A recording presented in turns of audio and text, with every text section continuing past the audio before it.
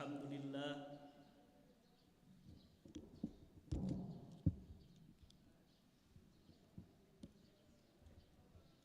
لله الذي أرسل رسوله بالهدى ودين الحق ليظهره على الدين كله وكفى بالله شهيدا أشهد أن لا إله إلا الله وحده لا شريك له وأشهد أن محمدًا عبده ورسوله لا نبي ولا رسول بعده أما بعد رب اشرح لي صدري ويسر لي أمري واحلل عقدة من لساني يفقه قولي اللهم لا علم لنا إلا ما علمتنا إنك أنت العليم الحكيم اللهم اجعل جمعنا هذا جمعا مرحوما وتفرقنا من بعده تفرقا معصوما آمين يا رب العالمين. Ma'asyiral muslimin wal muslimat, bapak-bapak dan ibu-ibu, jamaah pengajian Al-Bayan rahimakumullah. Alhamdulillah, senantiasa kita bersyukur kepada Allah Subhanahu wa taala dengan segala limpahan karunia dan nikmat yang Allah berikan kepada kita, terutama nikmat iman, nikmat kesehatan, dan nikmat persaudaraan, sehingga ringanlah langkah kaki dan ayunan tangan kita menuju rumah Allah yang kita cintai ini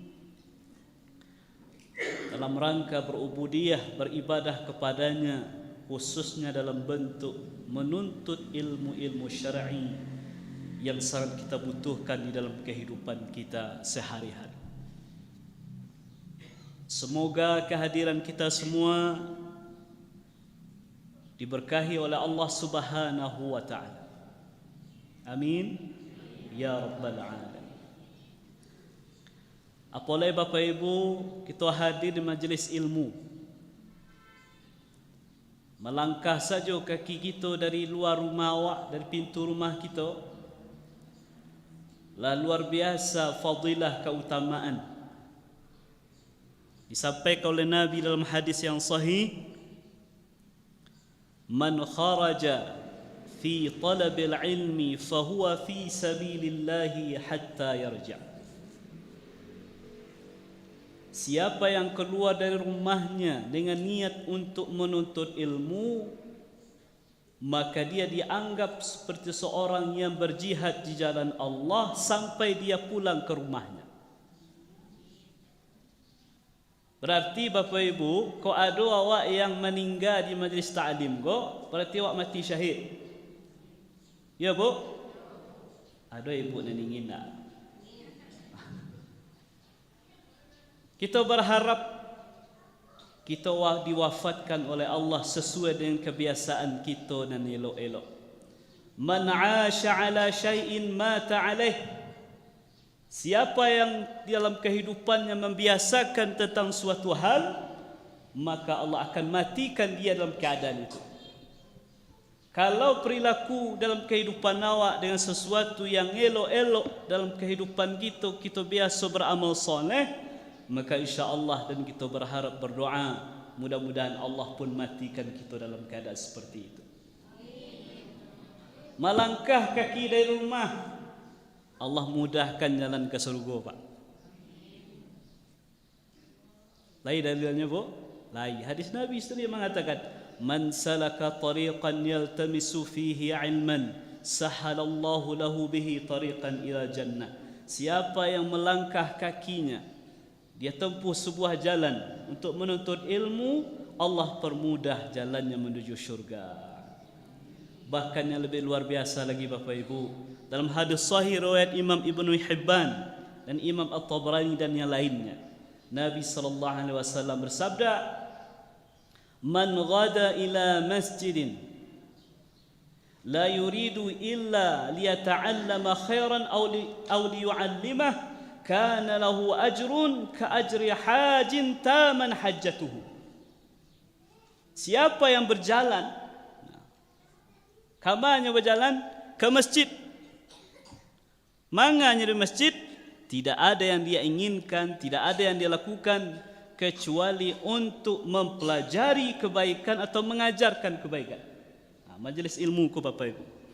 Pahalanya kecil Nabi, maka dia mendapatkan pahala seperti pahalanya orang yang berhaji yang sempurna hajinya.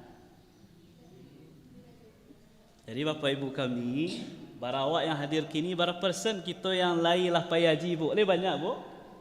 Banyak nanalah atau banyak nanalun? Banyak nanalun. Maka baik kita yang lah pai haji maupun yang alun pai haji, dengan kehadiran kita dalam majlis-majlis ilmu, insya-Allah seperti yang disampaikan Nabi tadi, lah dapat kita pahala haji. Tapi ibu-ibu apa kami nanalun lah mana buang, jangan tarik lah tabungan dari bank. Pai kita ke bank, awak lah nak buang di bank untuk tabungan haji.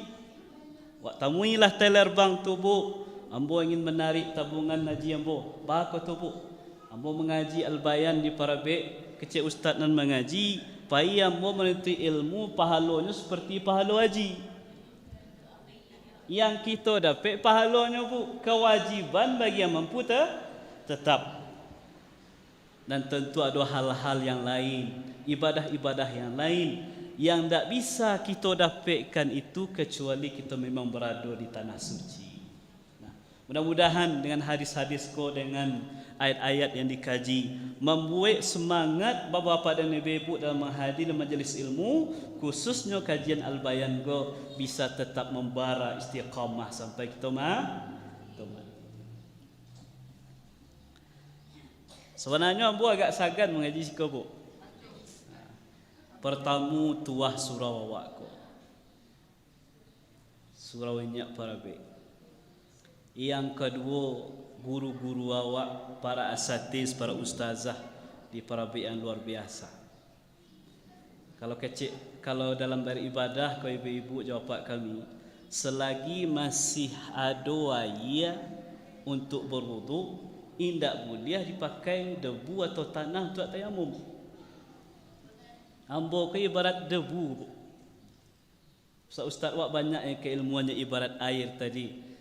Tapi dek diminta oleh pengurus, kebetulan Ustaz Habibi menghubungi, maka kita datang untuk memenuhi amanah itu. Lain nama mendengar kajian bobo, walaupun tak sehebat ustaz-ustaz kita yang lain, mudah-mudahan pulang Bapak Ibu nanti segitik banyaknya bisa dibawa ilmu yang bermanfaat. Amin ya rabbal alamin. Kaji awak kini, kaji awak tak barik-barik.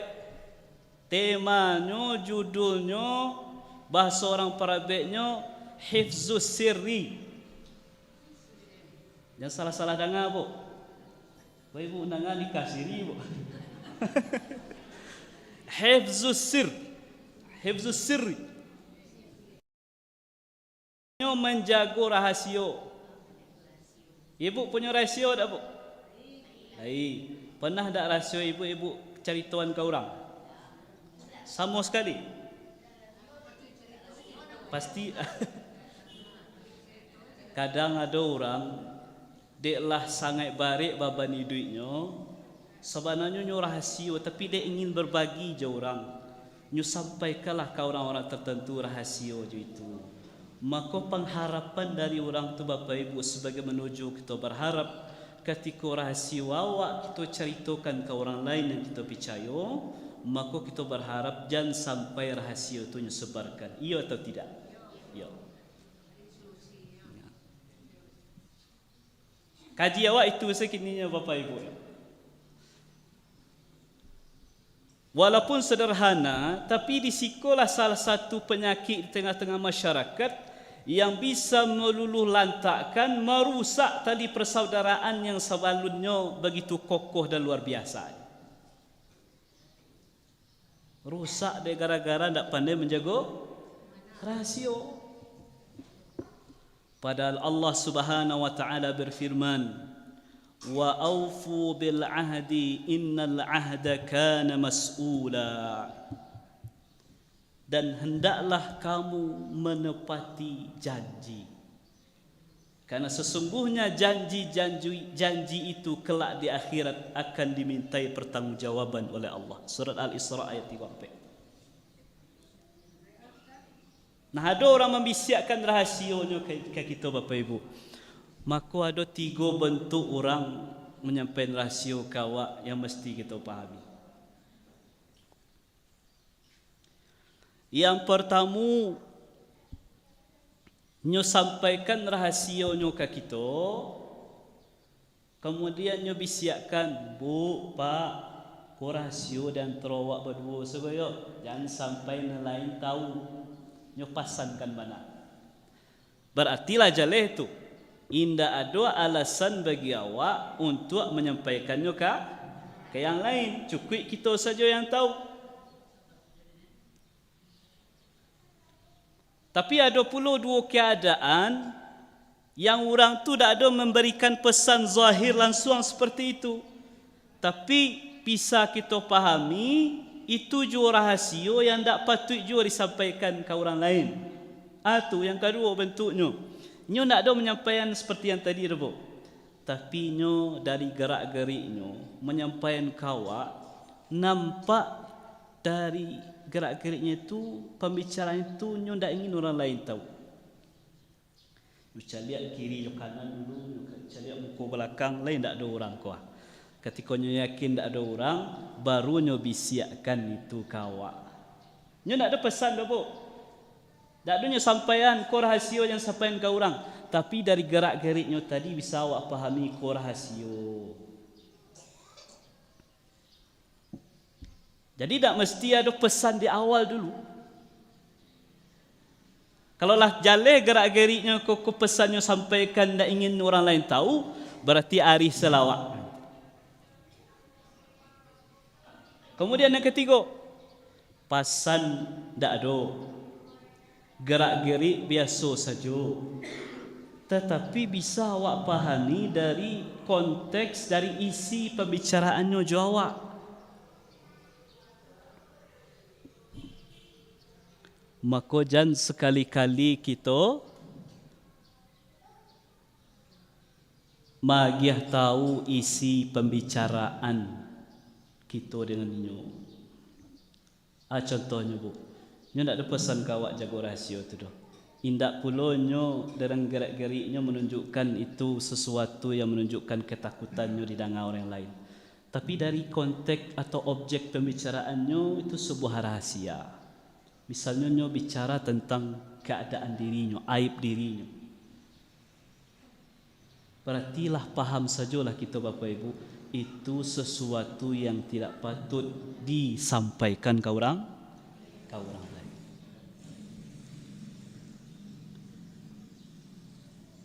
Nah, mari kita cari apa saja bentuk contoh-contoh rahsia yang ada dalam hadis-hadis Nabi. Wak bawakan ke konteks kehidupan kita.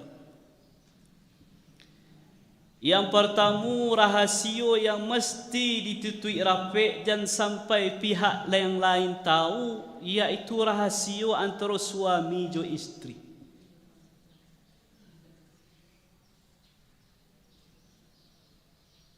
Rahsia suami isteri. Dalam sebuah hadis riwayat Imam Muslim, dari sahabat Abu Sa'id Al-Khudri radhiyallahu anhu, Rasulullah sallallahu alaihi wasallam bersabda, inna min asyarrin nasi 'inda Allahi manzilatan yaumal qiyamah ar-rajulu yufdi ila al-mar'ati wa tufdi ilaihi thumma yanshuru sirraha.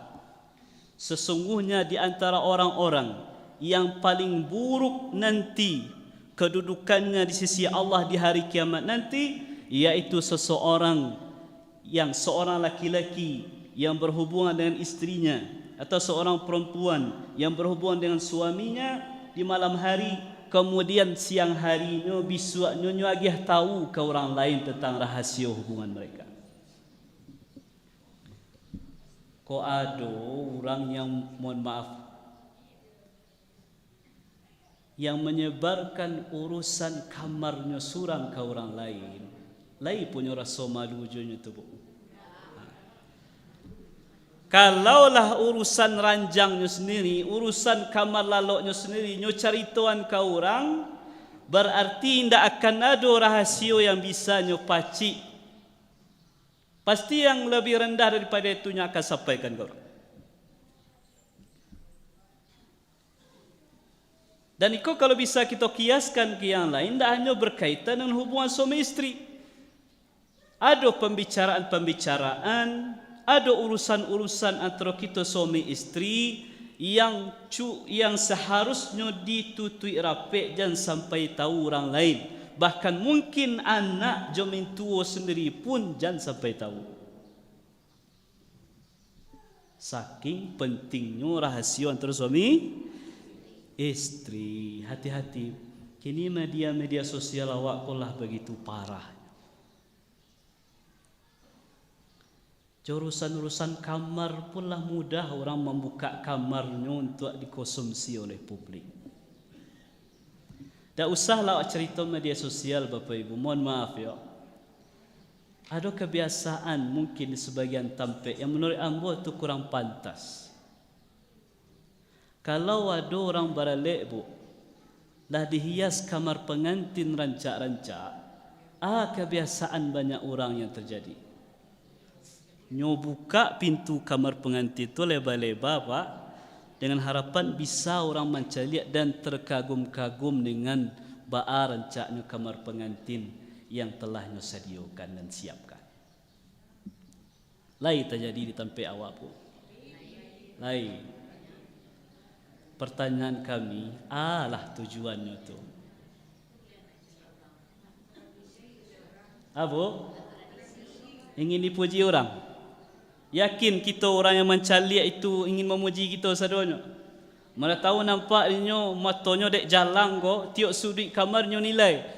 Sadonya rancak tapi ada satu sudut yang kurang. Situnya nilai awaknya sebarkan ke orang lain, sianu-sianu ndak rancak kayak kamar pengantinnya tu. Tersebar dak aib kita, Bu? Apalah mohon maaf benar. Pengantinnya memanglah halalnya. Lah akad nikahnya tadi pagi atau mungkin patang siang. Tapi kalau bapak-luak suami istri yang baru itu kemudian difoto oleh fotografer, bapak-luaknya dah teh kasut di kamar pengantin itu, rasanya lagi pantas tak dikonsumsi oleh orang banyak. Yang parahnya kini bu, diambil foto itu, basebar lo di Facebook, basebar lo di Instagram, dijadian lo status di WA, privasi awak lah. Rahasia tu lah. Mari dirubah. Kok ada terjadi di awak. Mudah-mudahan itu bukan landasannya. Mudah-mudahan karena tidak tahu. Kalau lah tahu kita Bapak Ibu, hiaslah kamar pengantin tu serancak-rancaknya. Siap itu kunci. Biarlah yang menikmati anak jaminan tua awak di dalam tu. Orang lain tak usah menikmati. Rancak buruaknya mereka lah yang menikmati nanti. Cukup kita keluarga saja yang tahu.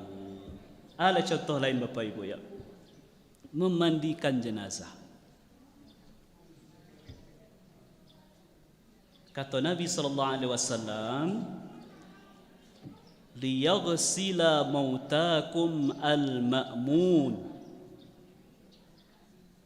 Hendaklah orang yang memandikan orang mati di antara kamu itu atau jenazah kamu itu adalah orang yang bisa kamu percaya. Siapa yang bisa dipercaya?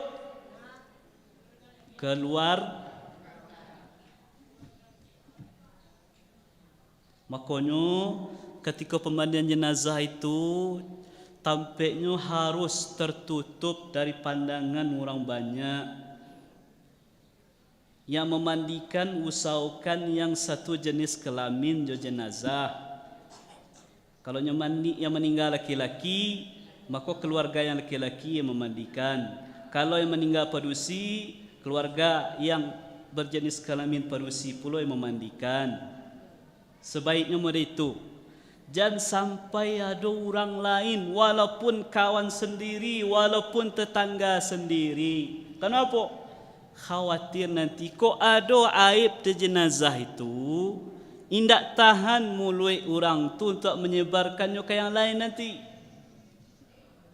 Kalau awak yang hadir bu sebagai keluarga, kok adalah aib di jenazah tadi, yang muah tak sebarkan? Masa nak muah? Kau ada orang, nyolah keluarga si mayit kau, ha? Nampak dia nyo aib mayit tu, ayahnya, ibunya, neneknya atau sialah. Kemudian dia sebarkan ke orang. Berarti kau aneh orangnya. Nah, kadang ikut dan susah bana dirubah masyarakat. Lah batu tui, lah dia gorden, adonya. Menjang-jang wah jalan itu ya. Menceliak-celiak, curi-curi pandang. Deh ustaz yang meninggal tu kawan sepengajian ambo, tetangga ambo, kawan akrab ambo. Masa nak kambo tolong? Kalau ingin menolong je Bapak Ibu, tolonglah dalam persiapannya. Tolong siapkan tampeknya, airnya, sabunnya, kapur barusnya, atau kafannya nanti ketika akan dikafani. Cukup awak peran awak di situ. Kalaulah selesai persiapan, serahkan sadonyo ke keluarga, amanahkan. Kok seandainya memang ingin dilibatkan je orang lain yang kira-kira bisa dan paham dengan pemandian jenazah, inyo yang akan menunjukkan cara-caranya nanti. Cukup itu saja. Tapi kalau orang lain, usahakan tutup pandangan awak dari beliau. Nah, makanya Nabi SAW dalam hadis-hadis yang disampaikan kepada kita, dari cerita-cerita sahabat yang bergaul dengan Nabi SAW, beliau sangat menekankan hal yang berikut. Pernah suatu kali Anas bin Malik radhiyallahu anhu bercerita. Kecik beliau, Anas bin Malik ko Bapak Ibu, Nabi datang ke Madinah, umurnya masih 10 tahun. Ada yang mengatakan 8 tahun. Masih ketik, masih remaja. Masih anak-anak. Nah, dalam suatu riwayat diceritakan oleh Anas bin Malik sendiri, suatu kali Rasulullah SAW mendatangiku. Jadi Anas bin Malik ko istimewanya Bapak Ibu, ketika Nabi datang ke Madinah berhijrah, ibu dari Anas bin Malik ko membawa Anas menemui Rasulullah. Kata ibu Anas, ya Rasulullah, sahabat-sahabat engkau yang lain telah memberikan hadiah-hadiah. Maka hadiah ambo ko Anas anak ambo. Jadikanlah Anas ko sebagai pembantumu wahai Rasulullah. Tapi bukan pembantu yang awak pahami kini bu, pembantu yang digaji tidak, berkhidmah lah itu istilahnya, berkhidmah. Nah, kemudian selama 10 tahunlah Anas bin Malik berkhidmah bersama Nabi. Tentu Anas bin Malik ko segitik banyaknya tahu rahasia-rahasia rumah tangga Nabi. Maka Nabi pesankan kepada Anas, wahai Anas, tolong engkau tutupi, jaga rahasia keluargaku, maka engkau betul-betul akan menjadi orang yang beriman. Kata Anas suatu kali, Rasulullah mendatangiku sedangkan saat itu aku sedang bermain-main dengan sekelompok anak-anak. Karena Anas masih anak-anak. Masih anak-anak beliau. Nah, kemudian ketika datang Nabi, fasallama alaina. Nabi memberikan salam kepada kami, kepada anak-anak yang sedang main. Faba'altu ila hajatin, kemudian mengutusku untuk suatu keperluan, sehingga membuat aku terlambat pulang ke rumah ibuku. Katikalah tiba di rumah ibu, bertanyalah ibu Anas Maliko kepada beliau, ma habasaka, wahai anakku Anas, kenapa engkau terlambat pulang? Apa yang menghalangimu, yang menahanmu pulang tidak pada waktunya? Terlambat pulang. Kau menunjukkan orang gaib masih sayang ke anak. Ibu-ibu selagi masih menanya kabar anak, lain sihat, lain nak ba'a-ba'a, tu tanda nyanyi atau tanda sayang? Kedua-duanya. Ibu-ibu kau memang ditakdirkan lebih banyak mengecek daripada kami apa-apa. Dan memang tu ada hikmahnya, Bu. Mohon maaf ya, nyinyai ibu-ibu kau ada hikmah. Contohnya, latai hidang nasi di rumah. Kebiasaan keluarga kita kau makan bersama-sama kau, Pak. Latai hidang nasi, anak masih sibuk di kamar main HP. Ibu soraanlah nak. Mendak kemari lah makan lah. Cukup sekali si ibu sorak. Barangkali ibu. Amuah 3 kali kan. Amuah bahkan 3 kali nak je datang. Wak datangi mana pacik tangan. Itu sayang ibu. Kalau kami jawab apa-apa ke beda, Bu. Sekali wasoraan, 2 kali tak soraan nak je datang kami makan selai. Ya tu, Pak. Ratu-ratu meritu. Ibu Anas bertanya ke anaknya, ma habasaka, wahai Anas, kenapa engkau terlambat pulang? Ibu bertanya ke anak menunjukkan sayang ibu ke anak. Nah kini kau yang kurang. Mohon maaf ya, kalau kecek ni digampo dalam lagu ni. Yang digampo penyanyi Minang. Keceknya, kalau ayam tak pulang, kaca-kacai orang nan punyo mencari. Tapi kalau anak yang tak pulang, orang gaibnya tanang-tanang saya. Telah tabaliak dunia. Patutlah ada sinetron dunia tabaliak itu. Masya Allah. Bertanya itu. Kata Anas, wahai ibu, aku terlambat pulang karena Rasulullah mengutusku untuk sebuah keperluan.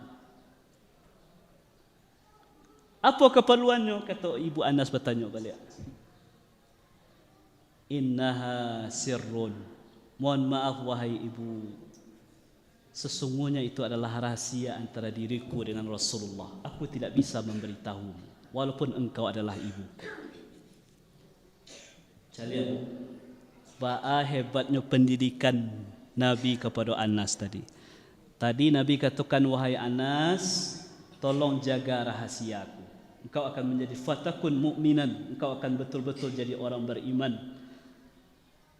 Anas walaupun masih ketek, lalu sampai ke usia balik lai, nyo pegang taguh are-are nasihat dari Nabi tadi. Wahai ibuku, ini adalah rahasia antara aku dengan Rasulullah. Maka mohon maaf, aku tidak bisa memberitahumu. Lalu kata ibu Anas, kalau orang awak kan tak, Bu. Kalau orang awak, nah rasio-rasio bana kamak surang. Rasio-rasio bana kakawan surang. Tapi kata ibu Anas tadi, seorang pendidik, seorang ibu pendidik yang luar biasa. Kalau begitu, jangan engkau beritahu rahasia Rasulullah SAW kepada siapapun. Nyeteguhkan pendirian anaknya tadi, bukannya rusak, nyeteguhkan supaya nyo betul-betul menjaga rahasia Rasulullah sampai mati. Makanya tidak ada satu riwayat pun yang menceritakan sebenarnya keperluan yang diutus oleh Nabi itu Anas supaya dikerajakan. Tidak ada. Padahal mungkin kau, Bu, ya, Bapak-bapak, Ibu-ibu. Mungkin sebenarnya urusannya tidak terlalu penting mana ya, mungkin. Karena secara logika sederhana, kalau awak mengutus anak ketek bapak-bapak ibu-ibu, mungkin tidak kita mengutus suatu hal yang persoalan yang penting-penting. Ibu punya hutang kakawan ameh 1 kilo. Baru tambah 1 kilo 900 juta lebih kurang ini ragun. Alhamdulillah dek rajin berusaha lain niat membayar hutang, Allah mudahkan. Lah do pitih, lah do ameh 1 kilo tadi untuk membayar hutang. Kira-kira bu, berani nak ibu membayar hutang kawan tadi, tapi dititipkan ke anak awak yang masih kelas 2 SD. Nah, tolong agihkan ke siapa itu yo, kau hutang pak kayaknya dulu, IC-nya bapak, ameh 1 kilo. Tak berani gitu pak. Kenapa? Karena kau urusan yang besar. Tapi Anas luar biasa, entah apa keperluan beliau, kita tak tahu karena memang tak ada riwayatnya. Tapi beliau jago itu. Artinya apa Bapak Ibu? Kita sebagai orang tua, selain kita juga harus berprinsip, kita menjaga rahasia yang dititipkan kau oleh orang lain yang percaya awak, maka dari sedini mungkin didiklah anak-anak kita juga bisa menjaga rahasia kalau memang ada perkara-perkara yang patut dirahasiakan. Bapak-bapak dan ibu-ibu jamaah rahimakumullah, akan tetapi ada terkadang rahasia ko akhirnya boleh untuk dibuka. Jadi tak seluruh rahasia ko bu yang mesti disimpan sampai mati. Ada rahasia yang boleh dibuka. Kapan itu? Yang pertama, kalau dipesankan oleh orang yang menyampaikan rahasianya kawan. Contohnya nyo pesankan ke kita, bu, ko rahasia di antara kita ko tidak boleh disampaikan ke orang lain kecuali kalau ambo lah mati. Kalau lah mati ambo sampailah ke orang. Berarti boleh awak sampaikan. Atau nyo ndak ada papasan mereka tu, ndak ada pasannya mereka tu bapak dan ibu. Tapi dengan wafatnya orang tadi, maka rahasia beliau itu kok kita sampaikan ke orang, tidak akan memudaratkan orang yang punya rahasia, bahkan mungkin ada maslahatnya, kebaikannya di balik itu.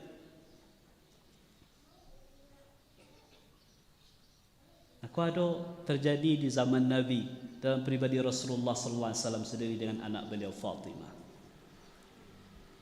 Jadi suatu kali berkumpullah istri-istri Nabi di rumah beliau. Kemudian datanglah Fatimah, anak beliau yang paling beliau cintai. Kemudian Nabi dudukkan di samping beliau, di kiri atau di kanan. Kemudian Nabi berbisiak ke Fatimah. Ketika dalam bisikan pertama itu dicali oleh Aisyah, Fatimah menangis. Jatuh ya matanya, menangis. Kemudian Nabi berbisiak pula yang kedua kali balik. Dicali oleh Aisyah, ternyata Fatimah tersenyum. Tersenyum Fatimah. Kemudian lah selesai, kemudian Nabi pun pulang, Fatimah masih di situ, Aisyah masih di situ. Mendekatlah Aisyah ke Fatimah bertanya, wahai Fatimah, apa yang dibisiakkan oleh Nabi tadi, apa yang disampaikan oleh beliau sehingga engkau awalnya menangis kemudian tersenyum. Kecek Fatimah, itu adalah rahasia Rasulullah. Ambo tak bisa menyampaikannya. Nah, padahal bu Nabi tak ada pesankan ke Fatimah dah, tolong jaga kau rahasia tak. Tapi Fatimah tahu, walaupun Nabi tak ada pesankan ikut rahasia, tapi dari konteks pembicaraannya, kau rahasia yang patut untuk ditutui dan disampaikan ke orang. Tak bisa hamba sampaikan. Ya Aisyah tak ada bertanya dia kerana itu rahsia. Nah setelah Nabi wafat, wafat Nabi bapa ibu. Kemudian terjadilah pertemuan balik antara Fatimah dan Aisyah. Bertanya pula Aisyah balik ke Fatimah dengan pertanyaan yang sama. Di saat itulah Fatimah menerangkan. Ko saat waktu yang tepat untuk disampaikan. Kecik Fatimah, ketika Nabi berbisik di bisikan yang pertama, beliau sampaikan, wahai anakku Fatimah, biasanya Jibril datang kepadaku sekali dalam setahun mengajarkan Quran, bertadarus Quran denganku. Tapi di tahun ini dia datang 2 kali. Dan ini tanda-tanda ajal ayahmu sudah dekat. Maka bersabarlah engkau. Kalau ada orang gaib magih tahu awakmu. Kalau waktu ajalnya tidak lama lagi, kematiannya adalah dakik lagi, mungkin dengan tanda-tanda yang diberikan oleh Allah. Sadih ada hati awak. Camen. Menangilah Fatimah. Kemudian Nabi bisikkan pula, wahai Fatimah, maukah engkau aku beritahu bahawa sesungguhnya engkau ini adalah pemimpin wanita-wanita mukmin di syurga. Kabar gembira. Maka pada saat itu tersenyumlah Fatimah radhiyallahu anha. Baca lihat ke Bapak Ibu, Fatimah menceritakan rahasia Nabi ketika Nabi sudah wafat. Artinya apa? Kalau memang menurut pendapat awak dengan pikiran yang jernih, hati yang berahsia, rahasia orangnya lah meninggal dunia, patut untuk diagih tahu ke orang lain kerana ada maslahatnya, maka mungkin sebaiknya kita sampaikan. Contohnya datang orang kawak, kebetulan kita orang yang cukup barasaki baratu, sampaikan, Bu, ko rahsia di antara kita sekua atur rahasionya. Ambo pautang 100 juta. Tempo hutangnya seminggu lagi. Kira-kira ada nak ibu punya pinjaman untuk pinjaman. Alhamdulillah, di awak lagi lapang rezeki, dermawan pula, dan ikut kawan awak juga, pinjamkanlah 100 juta dengan perjanjian pelunasannya sekitar 2 tahun. Nah kiranya, hanya pesankan, ko rahsia di antara kita, jangan disampaikan ke orang lain. Cukuplah hamba saja yang berusaha melunasi. Rahsia tak? Dipasankannya bana kawak tu. Tapi qadarullah, setahun berjalan baru, yang tansua baru 20 juta, beliau wafat. Kira-kira Bu, rahsia yang kecil orang tadi, kawak sampaikan ke keluarga, atau tidak? Bu, Ibu simpan salah yang piti yang barat tadi, sisanya Bu 80 juta lagi. Dek kecil orang koko rahsia, atau patut sampai ke keluarganya? Patut disampaikan. Kenapa? Karena ada maslahat. Maslahat untuk diri kita, maslahat untuk dirinya. Maslahatnya untuk diri awak, kau awak simpan juga tu rugi awak 40 juta Bu. Dengan disampaikan ke keluarga, keluarga bisa nolong melunasi. Yang kedua, maslahat juga untuk orang meninggal. Maslahatnya, nafsul mu'min mu'allaqatun bidainihi hatta yuqda anhu. Arwah orang mukmin itu terkatung-katung, tidak lancar perjalanannya menemui Allah ketika dia punya hutang sampai hutangnya dilunasi. Kau orang hutang 100 juta, baru dibayar 20, tinggal 80 lagi. Khawatir awak kok terjadi yang disampaikan oleh Nabi tadi, maka kita mengadu menyampaikan rahsia tadi ke keluarganya jua untuk kemaslahatan orang. Nah, jadi secara prinsip rahsia itu secara umum kalau awak kaji wajib dijaga sampai nyomati, sampai kita mati.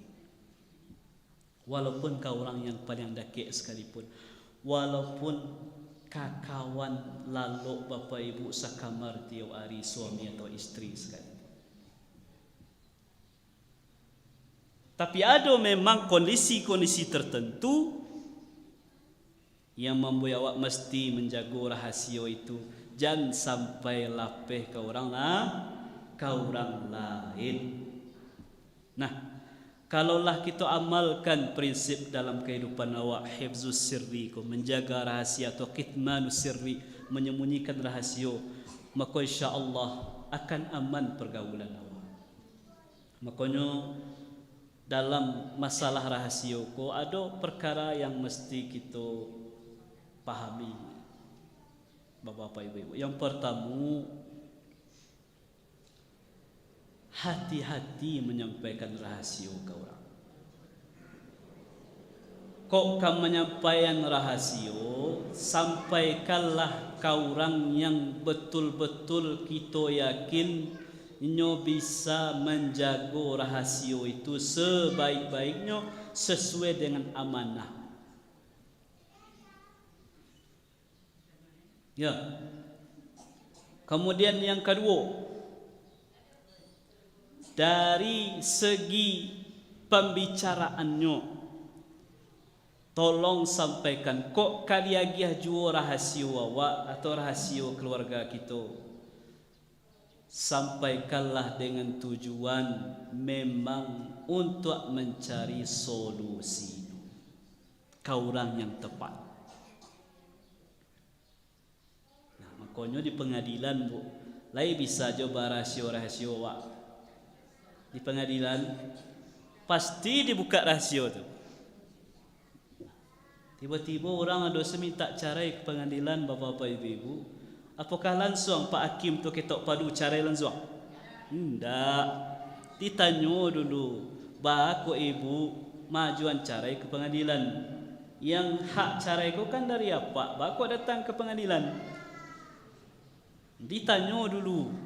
Ketika ditanya itulah kadang awak bahkan harus menyampaikan rahasia, karena rahasia itulah yang menyebab kita mungkin dalam kondisi tertentu ada orang yang mengadu pengadilan, tak talok lai mungkin berumah tangga jo suaminya itu untuk bisa diselesaikan oleh pengadilan dengan sebaik-baik. Nah, bapak-bapak dan ibu-ibu jamaah rahimakumullah, betullah yang dikatakan oleh Nabi tentang tanda-tanda orang munafik. Bara tanda orang munafik bu? 3. Ada satu riwayat menceritakan 3, ada satu riwayat mengatakan 6. Kalau riwayat yang 3 bunyinya idza haddatsa kadhiba atau kadzaba wa idza wa'ada akhlafa wa idza tu'mina khana. Apabila dia bicara bohong, apabila dia diberi amanah, apabila dia berjanji mungkir, apabila dia diberi amanah khianat. Tapi ada pula riwayat yang lain yang menambahkan cik lain, wa idza khasama fajara. Apabila dia bertengkar dengan orang lain, bermusuhan, dia berbuat curang. Masalah menjaga rahasia termasuk dalam wa idza wa'ada akhlafa. Kalau berjanji inyo mungkiri, artinya ketika ada orang titip pesan kawak ko rahasia jangan disampaikan ke orang lain, kemudian kita sampaikan ke orang lain tentang rahasianya itu, berarti lahado dalam diri kita di antara sifat orang-orang munafik. Na'udzubillahi min dzalik. Nah, lah sampai 5 minit ambo duduk di kursi kau. Itu lo yang bisa ambo sampaikan. Karena kalau dicaliak pengajian ustaz awak, ambo walaupun tak hadir di surau ko Bapak Ibu, acok mencaliak pengajian Al-Bayan ko. Di mana dicaliak? Di YouTube. Ada Ustaz Ilham mengaji, ada Ustaz Zulfahmi mengaji, ada Ustaz Wahyudi gaya nampak mengaji. Kita dengar, alhamdulillah. Dan beliau mengaji nampaknya tak ada yang lebih dari sejam. Ada yang 50 minit segala macamnya. Maka dengan 45 46 minit kita duduk di situ seketik banyaknya. Mudah-mudahan apa yang kita sampaikan, kita kaji bisa bermanfaat untuk diri kita bersama, terutama untuk diri orang yang menyampaikannya ke Bapak Ibu, iaitu kami sendiri. Insya-Allah. Melalui mimbar ko, kami dari pengurus Majelis Ulama Indonesia Kecamatan Manumampu senantiasa minta doa dan dukungan dari Bapak-bapak dan Ibu-ibu. Mudah-mudahan Majelis Ulama Indonesia Kecamatan Manumampu dengan segala keterbatasannya bisa menjadi sebuah lembaga yang menjadi pengayom umat, khadimul ummah, bisa menjadi khadim, pembantu umat.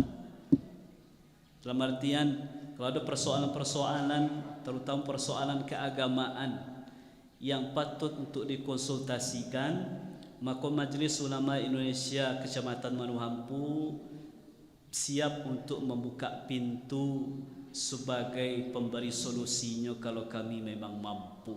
Karena memang di Majelis Ulama Indonesia itu bukan 1-2 orang. Banyak tokoh-tokoh ustaz-ustaz kita yang duduk di berbagai komisi itu. Kok nanti ada persoalan-persoalan di masyarakat, maka insya-Allah kita carikan solusinya. Tapi terkadang ya, untuk mencari solusi itu tak selesai, kadang dia nelpon saja. Kadang ada sebagian masyarakat nelpon ambo membicarakan sebuah persoalan, maka kita sampaikan, Pak, mungkin iko tak selesai di ambo surang, perlu dimusyawarahkan jo kawan-kawan mui. Maka bersabar Pak agak 2-3 hari koyo. Jadi memang ada persoalan yang bisa langsung dijawab, capek kita bisa keluarkan fatwanya, karena memang menjadi persoalan umum di tengah-tengah masyarakat. Tapi kalau butuh analisa, maka bersabar. Kadang sabar aku tak ada bu.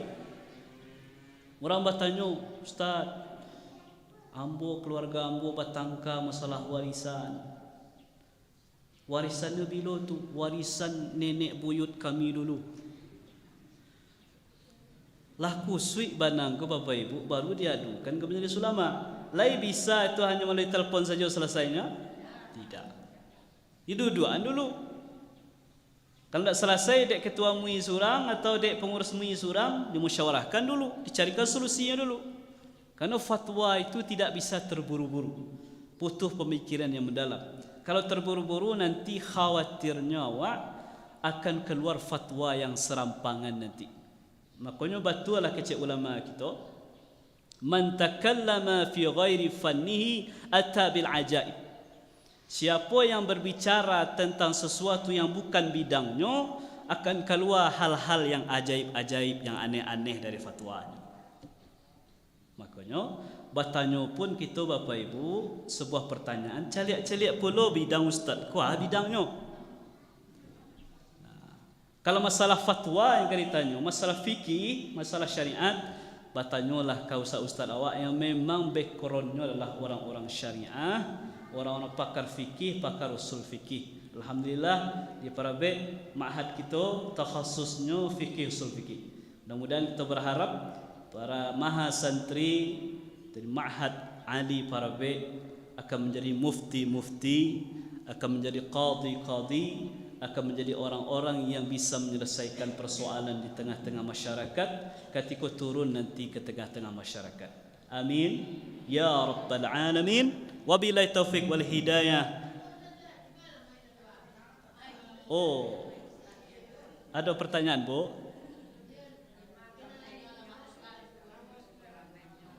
Ada pertanyaan tak? Oh iya iya. Nama Ahmad Iqbal, orang Sungai Tanang, tinggal di Toboladam, suku Selayan. Sama lain sama Bu. Jadi junior dari Ustaz Ilham. Nah, junior dari Ustaz Ilham.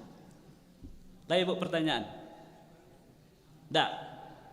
Oke, kalau tidak ada, tercukupkan dengan membaca doa kafaratul majlis. Subhanakallahumma bihamdika asyhadu an la ilaha illa anta astaghfiruka wa atubu ilaik. Wabillahi taufiq wal hidayah. Wassalamu alaikum warahmatullahi wabarakatuh.